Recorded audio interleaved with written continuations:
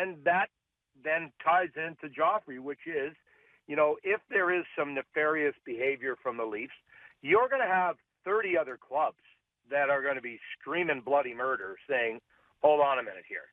This cannot be an evasion of the cap, if in fact that's what Joffrey's accusing the Leafs of. So there would be some of that. And then you'd also have the Players Association, which would have their backs up, because they would then look at this and say, well, hold on a minute here. All of Joffrey's salary, if he's healthy, goes into player cost, which would drive up escrow for the rest of our members. So they would have a say in this as well.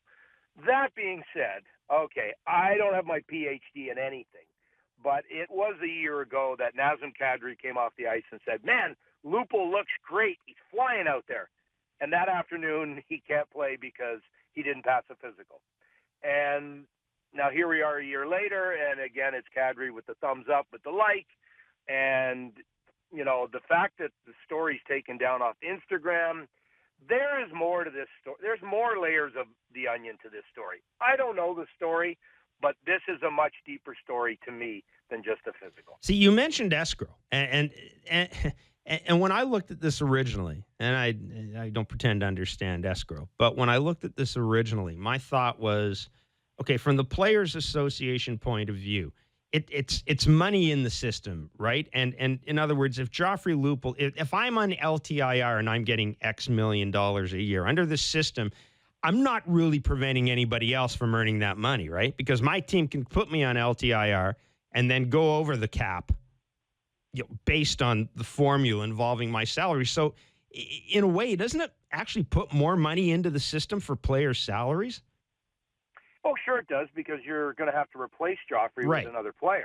But it is part of player cost with Joffrey's salary and then the new player's salary. Okay. So if you have a number of players every year that are on injured reserve and aren't playing and aren't part of a game and their dollars are in the system. The fact that you're injured doesn't mean that the Players Association doesn't have to pay escrow on it. So end of the year, they add up all the revenues, and they end up all the player costs, whatever every player was paid. And it has to be 50%. If player costs are higher than 50, that's escrow. That's why players paid 15% last season. You mentioned other teams around the NHL and the Players Association.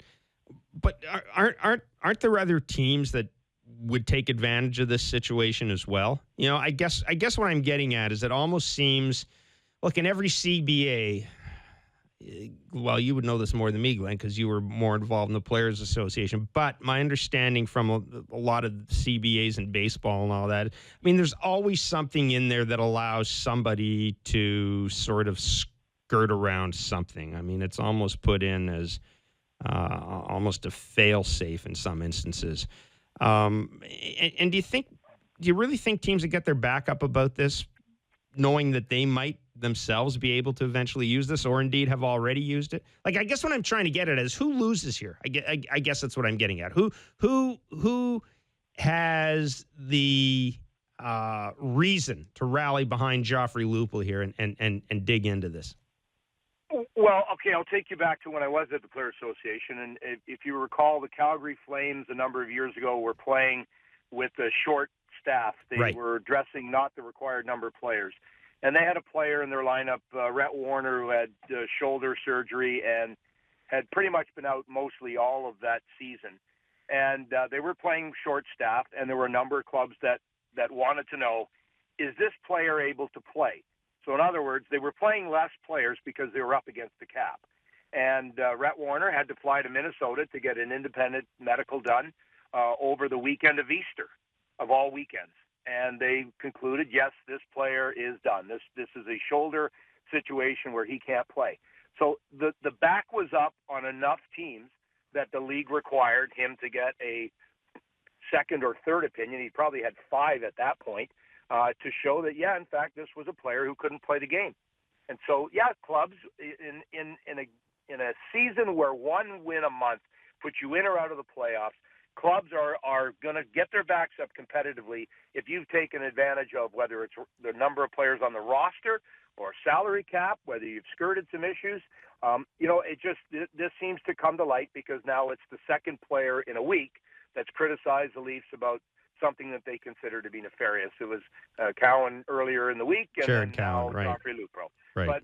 But the fact that Lupul took it down tells me that, does he really stand behind what he said? If he's taken it down, I wouldn't think that's a player with a lot of conviction.